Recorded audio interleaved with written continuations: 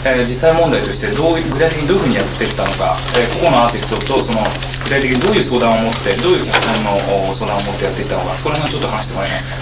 He understands that the approach you took for beginners is a little bit unorthodox in that you first of all had a script prepared and then you added the songs as you went along. Maybe you could explain for us in detail exactly the type of process that happened.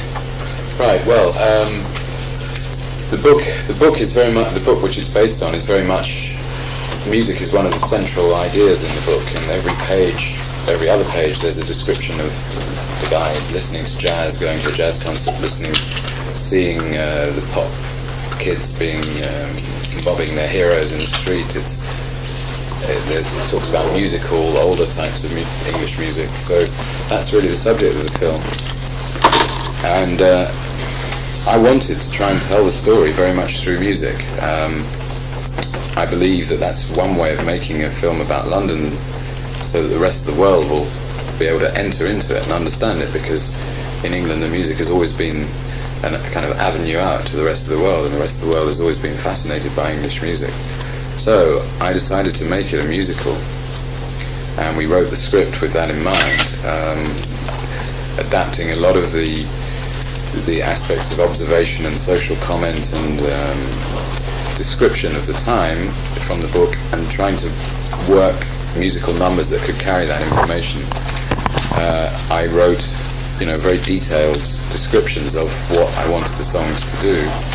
I was trying, like the old musicals in the 40s, to have the songs as an integral part of the script, so that they actually tell the story, develop the characters, and feed in ideas that pay off later and so on. And I then commissioned a number of songwriters, many of them who I knew because I'd worked with them on video, to work from my notes to produce the songs that we needed. Sometimes they wrote songs that weren't good enough for the purpose. I mean, good songs, but didn't work for the film, so we had to start again or choose someone else. Other times they wrote songs that were better than I expected, so I changed the script to take that into account. And the whole process to me was a great freedom after videos where you're given a bit of plastic and asked to go and illustrate it. Here I could change the music to fit the film, and I could change the film to fit the music. So I think it's a very exciting process.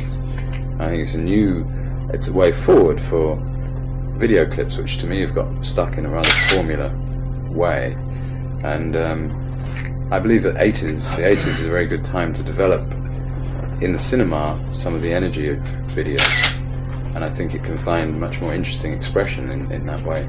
I think there are two things there that I'd like you maybe to clarify. First of all, maybe you could give us an example of a type of song that didn't make it and why it didn't make it. Right. Well, there's a group called Squeeze, Sure. who wrote a song that at that stage was called Make the Break, which was the song for the advertising man to sing. And somehow it was just too literal. It was talking about products, it was very like a jingle. And we were going to see that, so I didn't want to just have words say exactly what we were going to see. And it was not a bad song, but it didn't feel right. And so I asked David Bowie to do that, and he changed the title, he called it That's Motivation, and he came up with a much more oblique, witty look at the philosophy of advertising, really. His song threw up a lot of images that I hadn't thought of, and so I changed the script in terms of that song. Other things we did on a more musical basis, I said, I need another chorus here because I want to do a certain thing with the camera and we don't have the time. The Patsy Kensit song, for example, had drums on it, and I didn't like it with drums, so I said take the drums off and just have finger clicks, which I liked the idea of that kind of hypnotic thing in the cafe where everyone's just still but clicking their fingers. So that my idea there fed into the music. I mean, there's a lot of, each song was different and had its own kind of history. The other thing you mentioned there that I guess kind of caught me is that videos are falling into a sort of a formula, which seems to be what everybody is saying these days. Sort of vogue to put down videos as being very formulaic. Maybe you could be a little more specific about that as well. Well, I started working in videos at the beginning of the whole era, along with other directors in England, and at that time there was a sense of excitement about it because it was a new form of doing things, and we were in a sense laying out the map of what you could do, and each week one of these directors would come up with something better than they'd been done before, and you'd have to try and top that, and then someone would top your thing. And also the record companies didn't really have a clue about how videos were made, what they could do, how to use them really. And now the record company attitude is much more treating a video like an advert, where they market research it. They really want it just to sell the guy's image. And some of the freedom that we had in the early days is gone. And I think a lot of the things that we came up with, different people, not just me, are being very copied really, and people aren't treating video as an experimental form, which it should be. It's perfect to take risks. You can always cut to the drummer if something goes wrong, but you should get out there and push it and be new. I think there's also a sense of overdose in America anyway on video. I mean, the fact that it's available not only 24 hours a day on MTV, but all these other stations have huge time devoted to videos, that somehow people have too much, or it's a surfeit of it, and they're kind of saying, I don't want it anymore, really. Okay, let me kind of give them some background on what we've been talking about. We'll translate this down word for word later. It's just usually when we do the interviews, we cut out a lot of the interpretation to save on time and frustration. 大体その最初の質問を完全に押さえてもらって、でそれでこうなんていう具体的な例がなかったからそれ一応突っ込んでみた。それでほら80年代に入ってビデオがこんなにはびこってて、それでそのなんていうかな、非常に無難な作り方が盛んになってきたっていうことに対して僕はさらに突っ込んでみた。誰も彼もそういうこと言ってるんじゃない最近。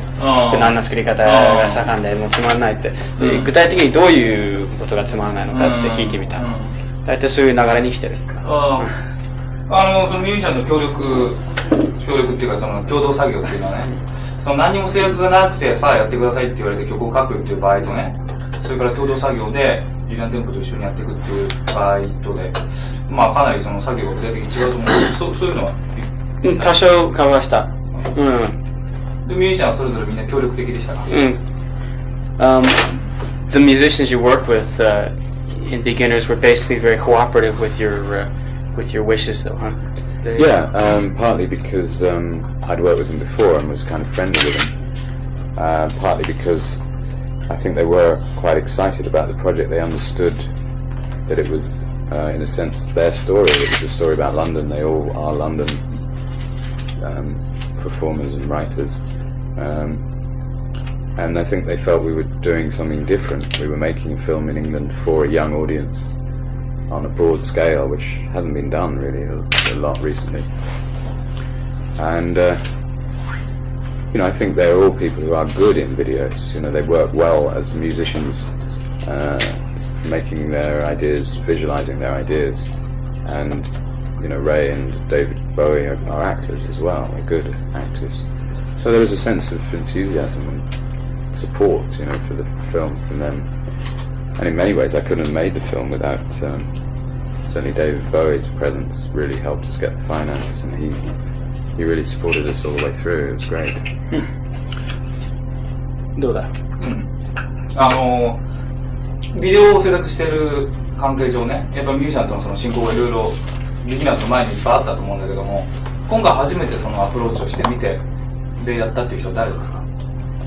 ないという。映画のためにのみ、初めて接触したっていう人は。Who had you come in contact for the first time in making a movie? What sort of artists? What sort of people? I don't quite understand who I'd come in contact with. You said you've worked with some of these people before. Oh right, I did that with videos with Ray Davis. And how about people you worked with for the first time in beginners? Ah right. Well, a lot of the people that I worked with for the first time were absolute beginners. They hadn't done anything before, again, that brought a different kind of enthusiasm because they were just really excited about being given a break, and they were all young actors, really looking to learn. But again, they all had thoughts about the book, and very much came up with ideas for the characters, which was great. I worked with James Fox, who's a different case really, because he's not a musician, he's a famous established actor. For the first time on this film, and he was wonderful. He really, I think he's a great actor, and his attention to detail of gestures and the way the character that it's based on would have actually lived and walked and smiled and so on was fascinating to watch. So it was a learning experience for you as well then? Yeah, sure. いいですか。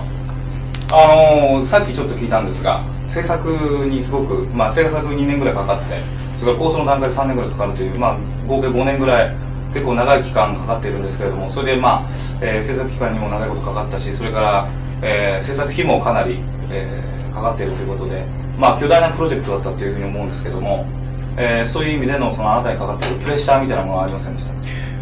He understands that the film was 3 years in the planning stages, and then it took 2 years to actually create it, and the cost of production was rather high as well. Was there a lot of pressure on you in that sense? I guess there was, yeah. I mean, it's hard to assess how much pressure there is on you. You feel aware of it, but you try not to let it get to you,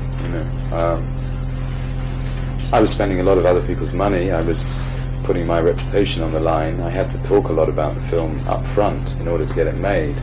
So I was saying it's going to be great, it's going to be musical, it's going to do this and that, and then you have to live up to that. We also were making the film at a time when the British film industry had a big disaster with Revolution, and we made it with the same company, and there was a lot of pressure for us to come out with a hit. In the English newspapers we kept saying, will it save the British film industry? Will this film save it? But you can't really get into thinking like that. You've just got to think about what you're doing and try and do it as well as you can, and try and put everything you've got into it. It never would keep you up at night, so you're thinking to yourself, it has to be a blockbuster. I'm going to make a blockbuster. No, I never felt that pressure. I mean, in a sense, I've worked, if you spend $100,000, it's kind of more than you can reach into your pocket and pay them back if it doesn't work, which I've done a number of times, made films for that kind of money. And in a sense, whether you add another naught on the end, the risk isn't that much bigger.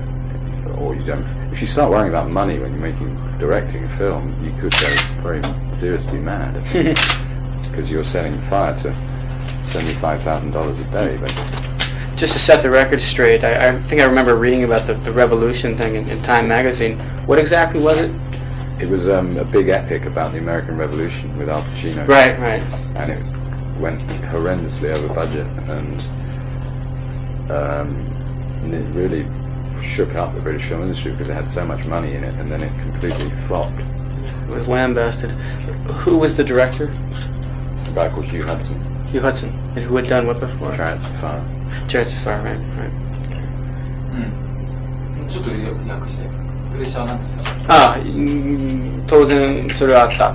特にレボリューションっていう映画がね、最近できたわけだけども、アルパチーノ主演でね、要するにそのアメリカ革命の話でね、なんていうかな、最近そのイギリスのね、映画業界が波に乗ってきたわけよ、だんだんと。炎のランナーとか、あと、アルテキサスとか。あれは違う、あれはドイツだ。あと、ガンジーとかね、波に乗ってきて、それで、このレボリューションっていう映画を作るにはもう莫大なね制作費がかかって、でそれが完全にこけたわけよね。でショックでなんとかね立ち直らなくちゃいけないっていう使命感もあったわけよね。この映画を作るにあたって。だからそういう意味ではプレッシャーがあったって言えばあったんだけども、別に眠れない夜はなかったけどね。それは何要するに映画会社の方から彼にかかってくるプレッシャーがあったってこと？ There wasn't any pressure from from your backers, though, was there, in terms of coming up with the film that puts the British film industry back on its feet again? There was pressure to get it out very quickly, so they could try and recoup some of the money that they lost. So they didn't have their investment out. They wanted to, and there was a lot of pressure on us to rush it. And they brought in people who I didn't want to edit it. Is that right? 3 guys, 3 editors, who were told not to listen to me too much. And for about 2 months, they cut the film without really relying on my input, and they couldn't make any sense of it. So after 2 months, they brought me back in, and I got it back, control of that. But that's a nightmare. It's horrible when that happens, because when you're a director, you're really trying to make something, something that you dream about at night become real, and you've only got your vision to hang on to and your control of that vision. If someone kicks you off, then you're it's strange, and you walk around thinking it's only a movie, but then you think, God, what, it's 4 years of my life that they're strangling, so I was very happy when I got it back. 制作会社が同じなんだよ、そのレボリューション。わかりました。撮影上で一番困難だったことって何ですか？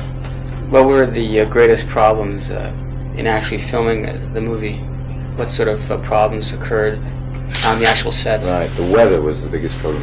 As you know, English weather had to let you down. We needed the hottest summer ever, really, for this film, and we got the worst summer ever. So you'd wake up in the morning, open the curtain, and just go, oh no, it's raining again, when we needed sun. And that put a lot of pressure on, scenes that were scheduled and had to be in the sun. We had a lot of extras hanging around, and we couldn't shoot that. We had to go inside and shoot a scene instead.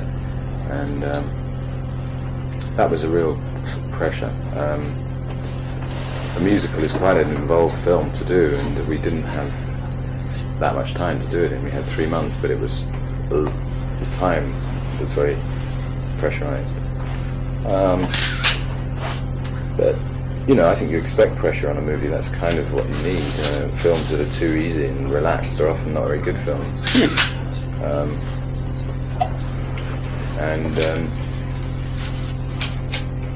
You remember the exciting things more than the pressure, the buzz. I did one very long shot through Soho for about 4 minutes, and we did that on the first day, and that was a great excitement to shoot, although it was very complicated to set up. The buzz when you get it right is pretty amazing. That's all that. Do you mind if I eat a little? なんかデビッド・ Please, ボーイが I ね、資金面で資金の調達にもね、ひどいかかったって話を聞いてるんですそうそう、今、そういうこと言った。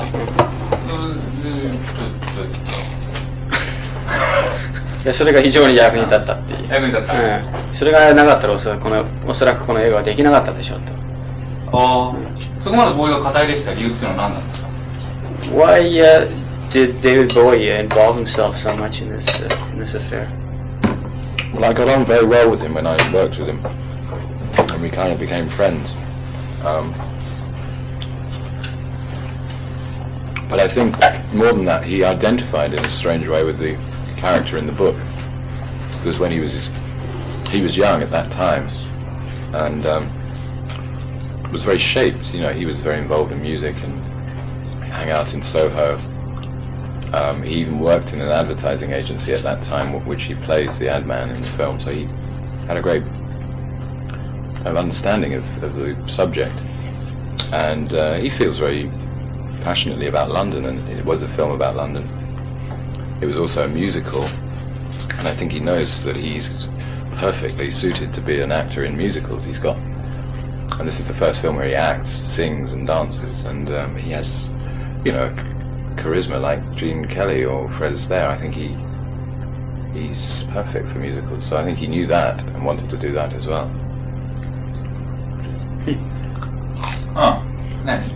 いろんな理由はあるんだけども、まずその物語そのものはほらロンドンに関する話でしょ。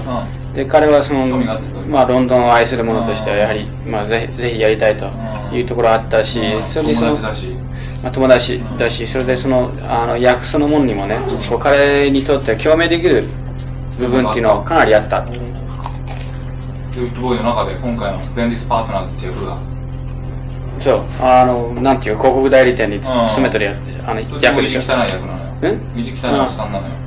なるほど。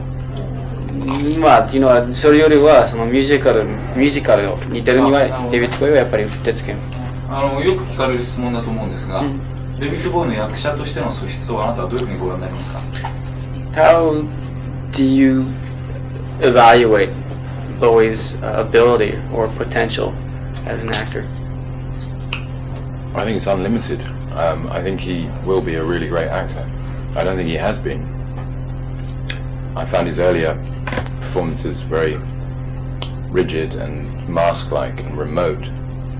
You know, trading on the myths of David Bowie rather than letting any of his actual person come into the roles. But I think as he's got older, he's more kind of relaxed about himself. And certainly has a sense of humour about himself that he didn't have before, which I tried to bring out in Blue Jean.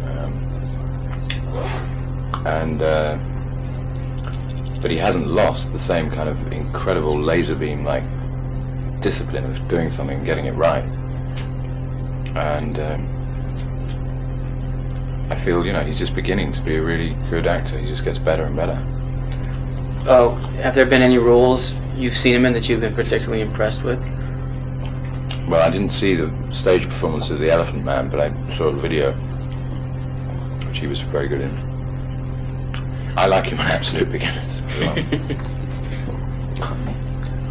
終わりました、ちょっとじゃあ話題が変わるんですが、今のロンドンのクラブシーンっていうのはね、最先端がなんていうの、その50年代のジャズで踊るということだそうですけれども、そうするとそのビギナーズっていうのはとってもタイムリーな企画ってことになったんですが、その制作を開始する段階でね、こういう風な、音楽上のムーブメントっていうのかな、音楽上の波が来るということは予測し得ましたか？ He hears that 50s jazz is very big in the London club scene right now, Yeah. Which makes Absolute Beginners a very timely project. Yeah. Did you predict this at all, or was this part of the planning? Or Yeah. We knew that there was a groundswell of interest in jazz. The signs of that have been coming for quite a long time. Partly to do with the fact that rock and roll and pop music doesn't offer any excitement anymore, and that jazz is kind of freer, purer, wilder music. If the idea to get it back to being a dance music, which it was in the 50s before it fell into this very abstract thing in the 60s, and the whole thing of people sitting like at a classical concert when they're hearing jazz is not what was the case in the 40s or 50s. And you know, people like Sade were jazz influenced, and the dance scene has been very dynamic with people like Jazz Defectors and IDJ, and I knew it was coming. I just was lucky to coincide, you know, and we tried to time it with it. 完全にそのことを計算に入れた。計算に入れてたという。別のインタビューであなたはその58年と映画の舞台になっている58年とそれから85年去年ですが、それの社会情勢の共通性みたいなものをね言ってるの、それで若者のエネルギーっていう問題に関してもね、最近のそのリバイバルブームっていうのかな、あるいはそのジャズブーム、そういったものに58年あったような若者のエネルギーと同質のものを感じたりしていますか？You read in an interview of yours that you pointed out similarities between societal situations in 1985 and 1958. How about the young people? Young people now, young people back in 58. Do you ever see many similarities other than, say, simple energy or? Yeah. Well, I think young people today are very different from their parents in the late 50s, early 60s, in the sense that they're very passive and they accept things handed down to them.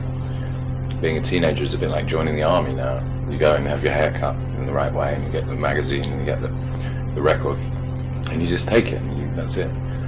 And the music is produced by a kind of conveyor belt series of teddy bears. You don't feel anything, so they don't sing, their soul doesn't come through the music in the way that the Sex Pistols or Motown, or, you know, the great peaks of pop music has always been based on intensity and honesty and emotion, and that doesn't seem to be around now. And I think there's a building frustration that somehow there seems to be a glass wall that's come down and people can't seem to do new things.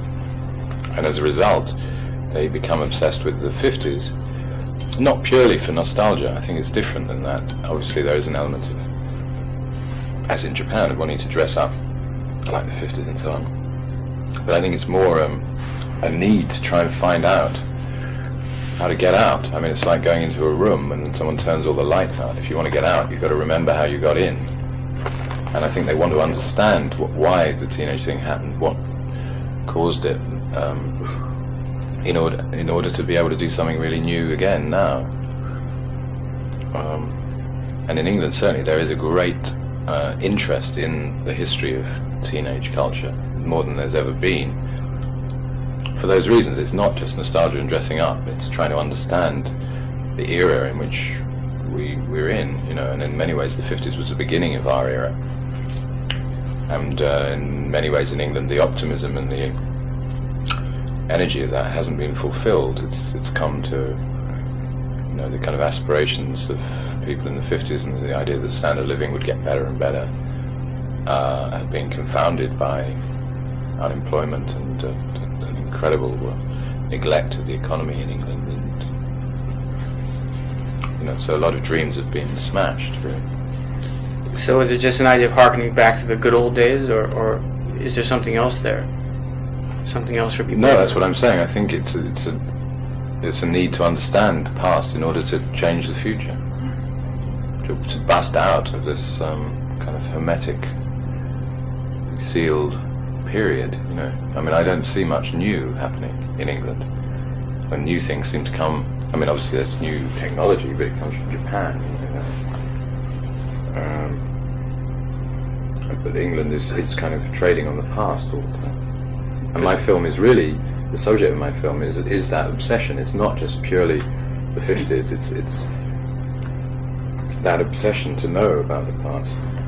And it's a state of mind, it's a teenage state of mind, whether it's 76, 65 or 58. I'm talking about how people did things in a new way, and then what forces conspired to fuck that up, you know. Then again, you have young kids around the world who turn to England for something new. I know they do, but they're getting counterfeit goods at the moment. You think so? Yeah, Duran Duran is like a fake Cartier, you know. The real thing was the Sex Pistols. But there's so many different things coming out of England, though. It's not as exciting as it was. I mean, what is the most exciting thing coming out of England? Tell me. Right now? Maybe I missed it. Well, there's stuff like, you know, Lloyd Cole, which is very exciting. It's not coming out of London, but it's coming out of it's Scotland. not. Is it that exciting, though? I mean, it's very derivative of, he sounds like Lou Reed at times. He has kind of 60s soul influence. I mean, I like the music, but it's not anything new that he's saying. It's not really summing up his time, and he's not, to me, not laying his life on the line like Elvis Presley did or Mick Jagger did, you know, when they were really burning. Keith Richards, who's on cover of your magazine, who I like a lot. So it's all a matter of putting it all on the line then, and staking your claim in that way, huh? I've got nothing against nice music of any kind, you know. I like Lloyd Cole, but he's not in the sense that that music used to be the focus through which kids made sense of the world. He's not fulfilling that job as well as other people have done in the past. Not the voice of a generation. No. And there's certainly not a great deal of excitement about him in England. He's a guy who gets into the top 20 if he's lucky, and to me he deserves to be there because he's good, but that's kind of it.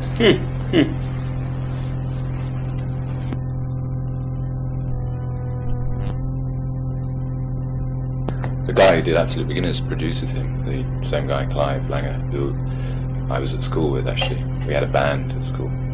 Right. かなりなんていうか違う方向に走ってしまったけど、ちょっとさ触れなかったと思うんだけど、彼はその現在のロンドンのその、単にリバイバルブームかもしれないね、若者のエネルギーみたいなものに関しては、とってもパワーがあるっていうふうに肯定的に評価してるの。So basically you approve of this move towards a revival Of jazz. Not only I mean looking back though. No, I don't. I mean, I think it's necessary. You just think it's necessary to get out. To understand the past is necessary if you want to control the future. I would hope something very new. I can't say what it is, because if you knew the Sex Pistols were coming in 2 years' time, you'd say, "Oh, great, we'll sit around until they arrive." It wouldn't be much fun when they arrived. It's got to come out of the blue to work. That's not what was happening before the Pistols came out, though. There wasn't any sort of that type of thing happening back then, was there? Yeah. It was very similar time to now. Well, it was similar. I think the mid-70s and now are quite similar. The effect of punk has died away. The same And stagnation. there's the same kind of conformity and stagnation, partly induced by videos, actually. Because you have to be a new band, you've got to be videogenic, which never was a problem before. And you don't play live because you go and make a video. So, music has lost that physical connection with an audience that jazz still has, actually. Because no one makes videos of jazz, but they do go and see it. And videos narrowed down the meaning of a song to one dominant interpretation, whereas before the magic of pop songs was that they had a very layered, everyone had their own interpretation, their own feelings about it.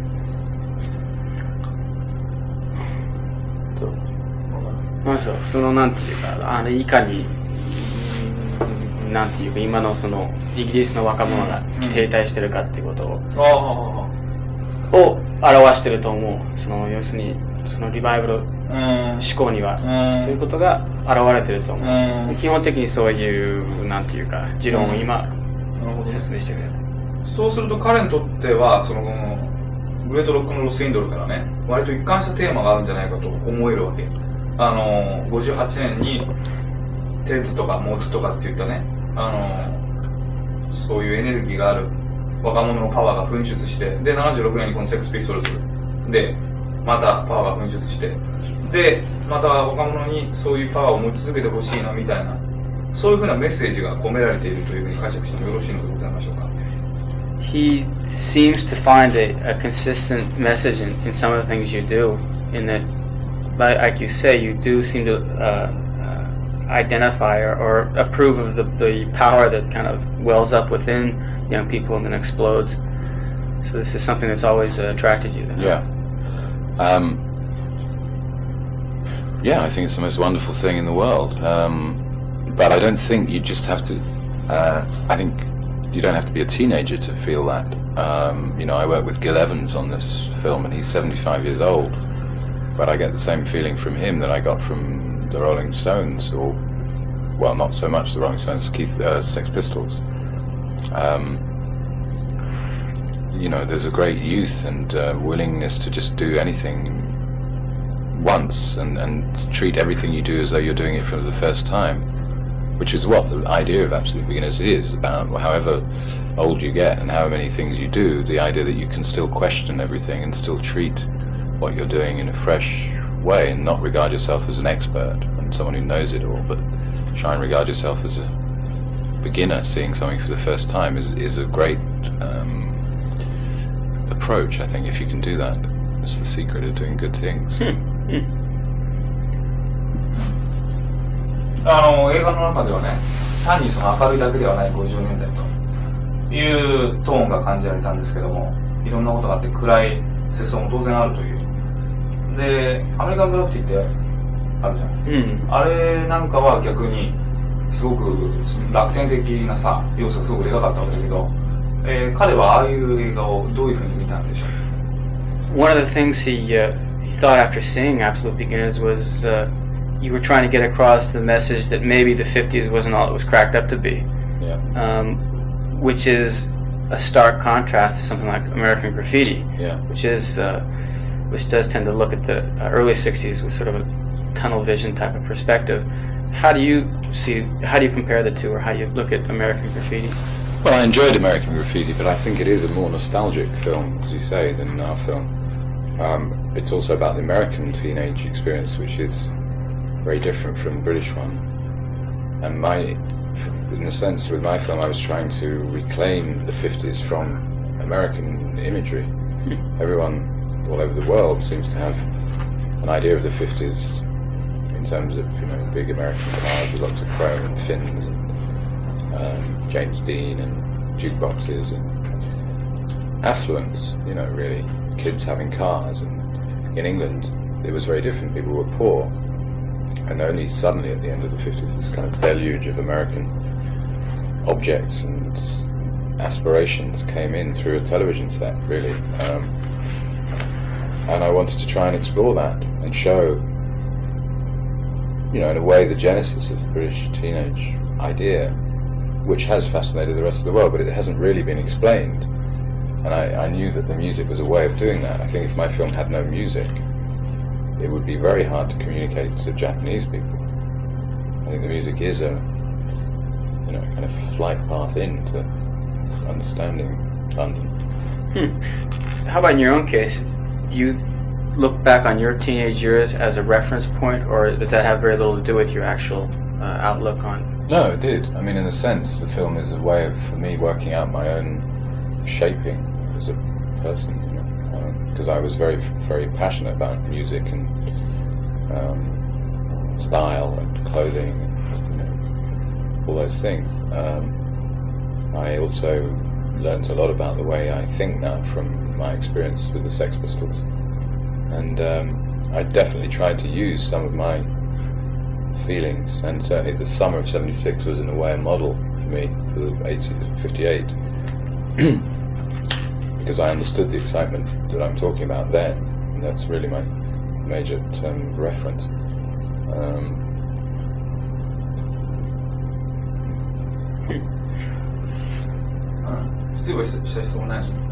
Ah, 要するにその今度の映画に関してはね、要するにそのティーネイジャー論っていうものが前面に出てるわけよ。で、その自分のなんていうのかな、そのティーネイジャーだった時代をやはり一つの観点としてなんていうかそういう映画を作ったのかっていう。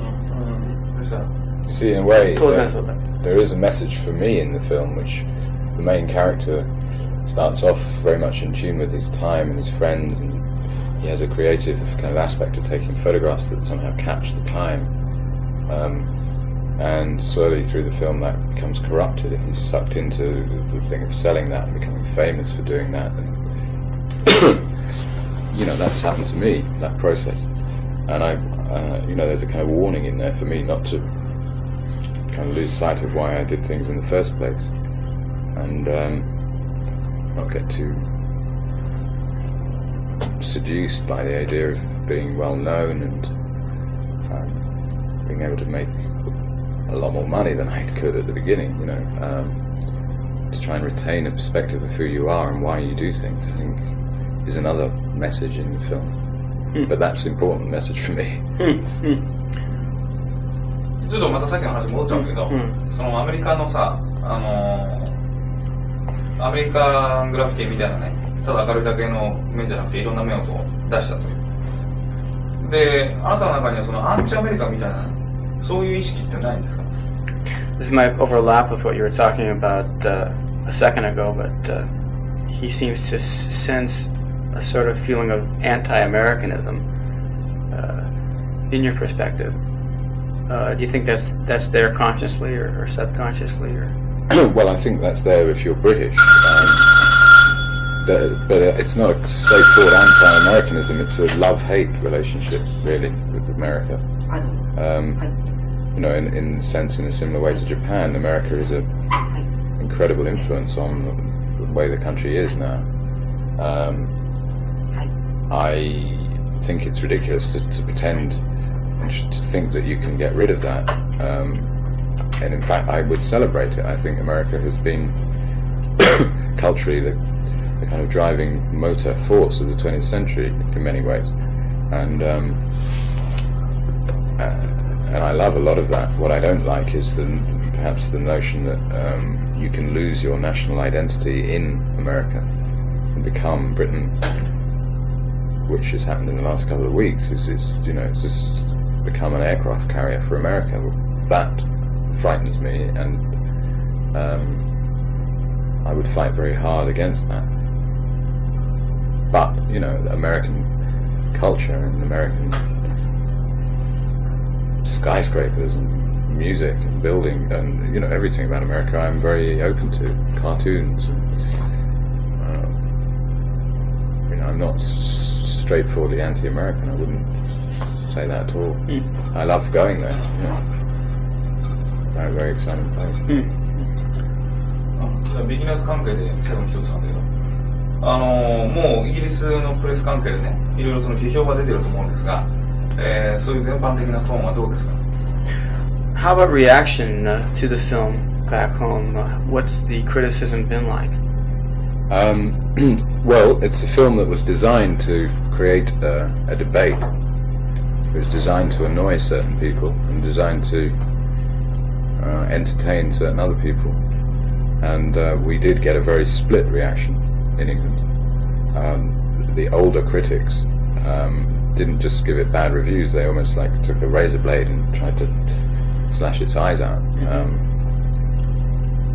Because it's challenging them in a sense, it's making fun of them in another sense, and it's saying that the cinema has to move on, and that rather than treating video and the new young audience for videos as a kind of vulgar, commercial, uninteresting thing which doesn't deserve its place in the grand cinema of Gandhi and Chariots of Fire and so on, I wanted to say very much bring in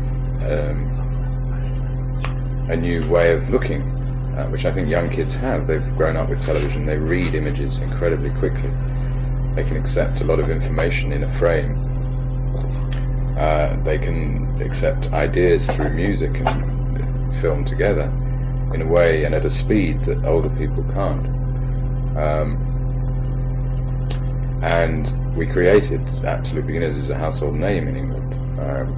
We created more interest in this film than has ever been created around a film, and it's still number one at the box office in England, and it's opened bigger than any other British film. So in that sense, we were successful in our aim. How about people who have liked it? What have they said about it? They think it's a new kind of cinema. And I think it is. I think it's flawed, and I think we took risks, and sometimes we fell on our face, but other times we took risks and jumped pretty high, and that's my nature really, is to try things that maybe won't work, but if they do, it's great. I mean, I like that kind of cinema. It's the cinema of Orson Welles, it's the cinema of Manelli, it's the cinema of a kind of conjurer. I think we have time for one last question here. Right. それでビギナーズ関係は終わりですわ。Right. あ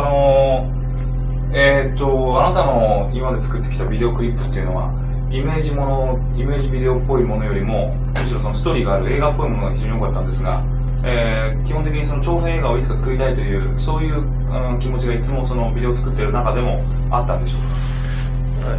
In the promotion videos you've directed, he finds more of them seem to be story oriented rather than mood oriented. It had always been a desire of yours to put together a full-length story film. Yeah, I mean, I tried to make my videos a way of learning about how to make a cinema piece rather than a video piece. Videos are a thing that fire out of a TV into a living room, certain imagery and ideas, and in the cinema you're working with a process that pulls an audience into a big screen. In some ways it's a reverse, but I like the idea of having a cinema that can fire out as well as pull in. There's a strange shot that you can do in cinema which has always mystified me and fascinated me, which is when you track a camera in and you zoom out at the same time. It has a very unreal, wonderful quality, and I'd like to be able to do a film that had that kind of effect. 今後はどうなのかな。またビデオクリップみたいな短いものをどんどん作っていきたいですか。 Are you gonna go back to videos and? I'd like very much to continue making them, because when you make movies, they take a long time to set up. You have a lot of time. You can either sit by a pool taking cocaine, or you can work. And I'd rather work. Who would you like to work with? Well, I'm hoping. I've been asked to do one for Iggy Pop, which would excite me. Tom Waits would be another person I'd like to work with. I'd work with anybody really if I can have an interesting idea. I'd work with people I don't like. If I can express my ideas about them, I'd do that as well. And I like the idea of working with young, new people. じゃあ最後1問。ビデオクリップの経験がね、ビギナーズを作るのに役に立ったっていうのは当然だと思うんですけども、逆にそのビギナーズをやったことによってこれからのビデオクリップを作る上で何か、役に立ちそうなアイディアって生まれましたか？ This is truly the last question. It's a safe assumption that your work in videos provided a lot of experience in the making of, for the purpose of making the movie. And how about making videos in the future? Do you think your having made Absolute Beginners will serve as background or as experience in any way to help you out? I guess so. But I think anything you do serves as experience for other things you do. And a lot of things I did in Absolute Beginners I can't do in a video, because this video is 3 minutes long and you can't build half of a city for a video. But certain other ideas and approaches and working with actors and so on, I hope I can learn from. And the mistakes I made, I hope I can learn from. Okay. Thank you. Right. I want to just have a shave. Is that okay? Are you, you're American, right? Yeah. Although I've lived here for quite a while now. Right.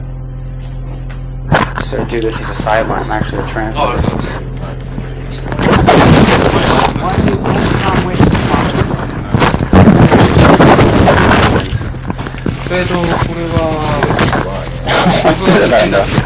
It seems to be more appreciated in Europe than it is in America. Yeah, sure.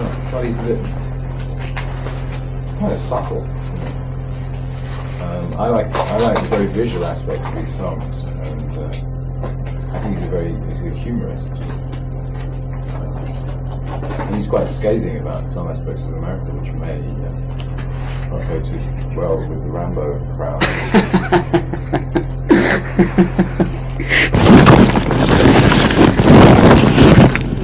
Thank you very much.